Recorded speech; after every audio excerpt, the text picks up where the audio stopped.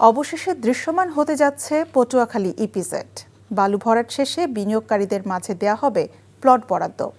EPZ বাস্তবায়ন হলে গতি পাবে উপকূলীয় মানুষের অর্থনীতি। 2026 সালের শুরুতেই বিনিয়োগকারীদের মাঝে প্লট সহ আনুষঙ্গিক সব স্থাপনা বরাদ্দ দেওয়া হবে। নির্মাণ কাজ দ্রুত গতিতে এগিয়ে চললেও ইপিজেডের জমিদাতাদের মাঝে রয়েছে ক্ষতিপূরণের অর্থ পরিশোধ নিয়ে ক্ষোভ। পটুয়াখালী থেকে কাজল বরণ দাসের পাঠানো রিপোর্টে দেখুন বিস্তারিত। পটুয়াখালী সদর উপজেলার আউলিয়াপুরে স্বপ্নের প্রকল্প ইপিজেডের কাজ চলছে পুরোদমে।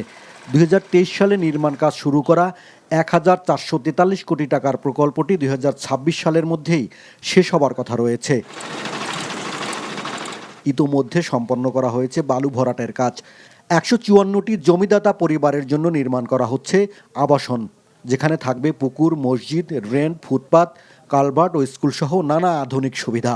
পর্যায়ক্রমে দেশি বিদেশি বিনিয়োগকারী উদ্যোক্তাদের মাঝে দেয়া হবে প্লট বরাদ্দ।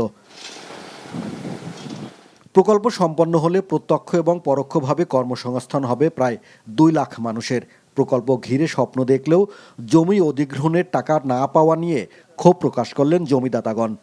95,000 টাকা করা দিয়েছে, এখন জমি 2 লাখ 3 লাখ 4 লাখ এরকম করা কিন্তু কি দিয়া আমরা কাজবাজ করতে পারবো। ঠিক আছে, আমাদের এলাকার ভাইবেদর কাজ করতে পারবো, আমরা কাজ করতেছি। এই এলাকার লোকজন কাজ করতে পারবে ইনশাল্লাহ, আশা করি। আমরা আগে ঢাকা যেতাম, এখন আর ঢাকা যাওয়ার লাগে না, আমরা এখানেই কাজ করতেছি। রাস্তা, ড্রেনেজ, কারখানা ভবন, অফিস ভবন, আবাসিক ভবন, জোন অফিস, কাস্টমস অফিস, নিরাপত্তা অফিস এবং ক্ষতিগ্রস্ত জমির মালিকদের জন্য পুনর্বাসন ঘর নির্মাণ রয়েছে এ প্রকল্পের আওতাধীন। এছাড়া নিরবচ্ছিন্ন বিদ্যুৎ সরবরাহ নিশ্চিত করতে সাবস্টেশন নির্মাণ করা হবে।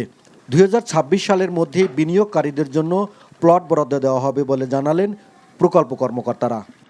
আমাদের এই ইপিজেডের পূর্ণাঙ্গ কার্যক্রম আমরা জুন 2026 সালের মধ্যেই আমরা প্লট বরাদ্দ শুরু করব এবং জুন 2026-এর মধ্যেই এই ইপিজেডের পূর্ণাঙ্গ কার্যকলাপ শুরু হবে। আমাদের এখানে 95% বালি ভরাটের কাজ শেষ হয়ে গেছে।